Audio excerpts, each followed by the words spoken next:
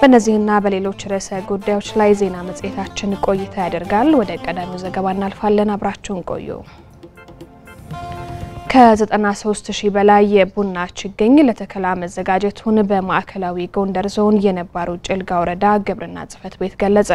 ችግኝ ጣቢያዎች የአካባቢውን ስነ ምህዳር ከመቀየር ባለፈ ለወጣቶች ስራ ዕድል ፈጠራ እገዛ እያደረጉ ነው ተብሏል። አዲስ አለማየሁ ተጨማሪ ዘገባ ልኮልናል። የዓመቱ ክረምት መጣ ቁጥር ችግኝ የመትከል ልምድ እያደገ መጥቷል። ለዚህ ደግሞ የሚተከሉ ችግኞችን አስቀድሞ በበጋ ወራት ማፍላት እንደሚያስፈልግ ይመከራል። በማዕከላዊ ጎንደር ዞን የነባሩ ጭልጋ ወረዳም በመጪው ክረምት የሚተከሉ ችግኞችን በሰፊው ያዘጋጀ መሆኑን ገልጿል። የወረዳው ግብርና ጽሕፈት ቤት ኃላፊ አቶ ዮሐንስ ተረፈ በዘንድሮ ዓመት በወረዳው ባሉት ችግኝ ጣቢያዎች 93,000 የሚሆን የቡና ችግኝና ከ10,000 የሚልቁ ቋሚ አትክልትና ፍራፍሬ ችግኞች መዘጋጀታቸውን ተናግረዋል።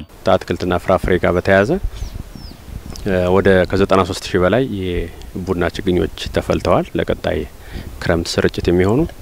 ከዛ ውጭ ደግሞ ቋሚ አትክልትና ፍራፍሬ የአቮካዶ ወደ 10,500 አካባቢ የተለዩ አሉ። ከዚህ ውስጥ ወደ 8,500 ግሬዲንግ ተሰርቶላቸው ተለይተው ለከተባ የተዘጋጁ ናቸው። ከዛ ውስጥ እስካሁን ባለን ሁኔታ ወደ 3,859 አካባቢ የአቮካዶ ችግኝ ከትበናል። የእናት ዛፍ ከሜጫ ወረዳ በማስመጣት ችግኝ ጣቢያዎች የአካባቢ ስነ ምህዳር ከማስተካከል ባሻገር ለወጣቶች ስራ ዕድል ፈጠራም ትልቅ እገዛ እያደረገ መሆኑን አቶ ዮሐንስ ተናግረዋል። በችግኝ ጣቢያው የስራ ዕድል ተጠቃሚ የሆኑት አቶ በለጠ ምረትና ወጣት ዘመናዊ ተገኘ በጣቢያ የሚገኙ ችግኞችን ሲንከባከቡ አግኝተናቸዋል። ዓመቱን ሙሉ ጊዜያቸውን በችግኝ ጣቢያው እንደሚያሳልፉም ነግረውናል። የስራ ዕድል በመፈጠሩም ተጠቃሚ ስለመሆናቸው ተናግረዋል። በችግኝ ጣቢያ ውስጥ የሚሰራ ሰራተኛ ያለ ሰራተኛ ፎካል 1 ዘበኛ 3 በየጉልበት ሰራተኛ 18 ሰራተኛ የስራ ዕድል ፈጥሯል። እኛም የስራ ዕድል ተፈጥሮልን ስራችን እየሰራነ እንገኛለን።